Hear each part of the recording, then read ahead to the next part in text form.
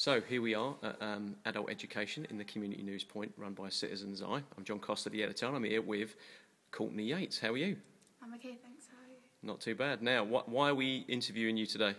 Basically, I'm standing in the Choose or Lose election, and I want to tell people why I want to be in the election and why I want people to vote for me. Okay, fantastic. Now, how many areas are there this time in the election? There's 8 areas split up into different neighbourhoods. And which one are you representing? I'm representing the North Neighbourhood. Okay. Tell us, how old are you? I'm 14. Okay. And what school do you go to? Saw Valley. Okay. Have you got anyone, have you got a campaign team? I've got half of the student council, which is 5 of them, helping me out and campaigning for me. Fantastic. Well, there you go. You must stand a pretty good chance if you've got such a committed team behind you. Now, as with all good people interested in politics and politicians, you must have some sort of manifesto. So Yeah, do you want to tell us a little bit about that?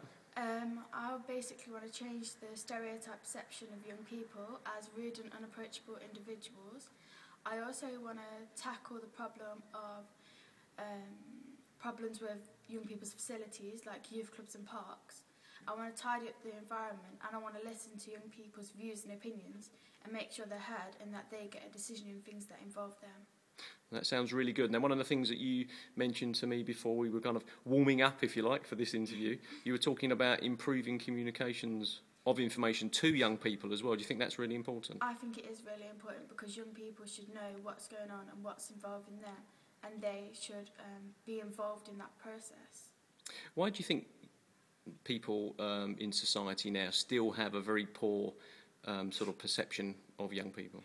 I think that there's a minority which ruins it for the majority, and they're more publicised in the media, and that's all you hear about, when in fact there's lots of different schemes with lots of young people who have very strong views and opinions, and they are the young people that we should be concentrating on and actually publicising in our media and showing that young people ain't always yobs and unapproachable. They're actually kind and actually have really big hearts and opinions that need to be heard. Now, if you're successful in your campaign, what do you join? Do you join the YPC? Yeah, I'll join the YPC, and out of 50 people, if I come in the top 4, I'll be in the UK Youth Parliament. Okay. And how did your interest in politics come about? I've belonged to the Leicester City Children's Council for quite a long time now, and I've grown lots of new friends, and they've shown me just how important it is for young people to have a voice. And that made me really interested in politics, because I think actually young people should have a voice and they don't get a chance to say what they believe and feel often enough. So to become involved in them sort of things, it is really important. Now, for adults, when you speak to a lot of adults, obviously, we have quite poor turnouts in sort of local elections and national elections and things like that.